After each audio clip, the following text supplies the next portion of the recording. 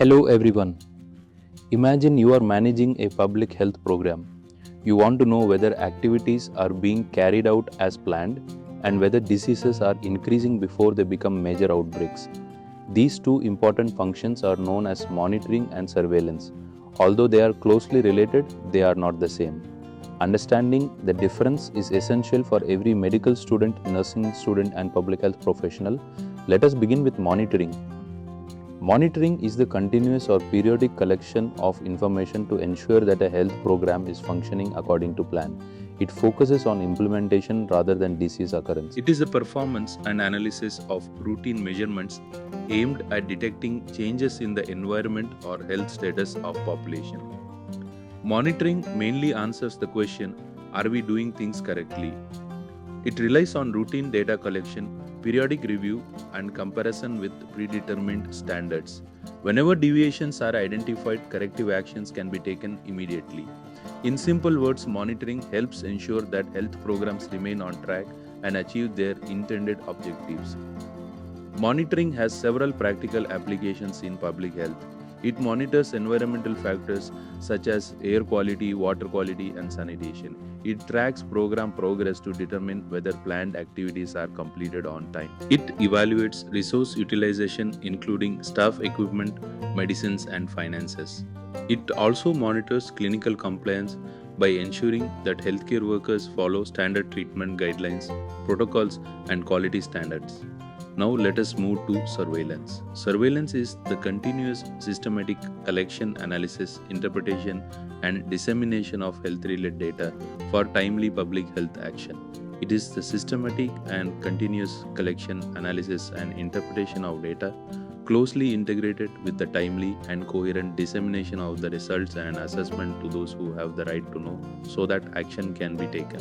Unlike monitoring, surveillance is disease-oriented. It answers the question, what is happening to the health of the population? Surveillance does not stop with data collection. Information is rapidly analyzed, interpreted, and shared so that early preventive and control measures can be implemented. The major purpose of surveillance is early detection, rapid response, outbreak prevention, and evidence-based decision-making. Surveillance performs four important functions. First, it recognizes unusual increases in disease occurrence clusters or emerging health threats. Second, it assesses trends over time by analyzing epidemiological data according to person, place, and time. Third, it measures the effectiveness of disease control activities and evaluates changes in disease burden. Finally, it continuously monitors the impact of interventions and feeds this information back into the health system for improvement. Surveillance also operates at different levels. At the individual level, it follows specific patients or exposed persons for case management and contact tracing. At the local population level, it detects disease trends, clusters, outbreak within communities. At the national level, it combines data from hospitals, laboratories, mortality statistics, and surveillance units to guide public health policy. At the international level, organizations such as the World Health Organization coordinate surveillance for diseases that cross national borders and threaten global health security. There are several methods of surveillance. Active surveillance involves health workers actively searching for cases through regular visits and direct communication with healthcare facilities. Passive surveillance depends on routine reporting by hospitals, clinics, and laboratories and is the most commonly used system. Sentinel Surveillance collects high-quality information from selected reporting centers to identify important disease trends. Syndromic surveillance monitors symptom patterns before laboratory confirmation, allowing earlier detection of outbreaks. Behavioral and nutritional surveillance monitors health-related behaviors, dietary habits, physical activity, and nutritional status to guide preventive strategies.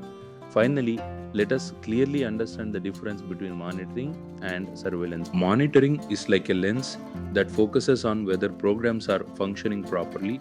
It is usually periodic, operational in nature, and measures inputs, processes, and program performance.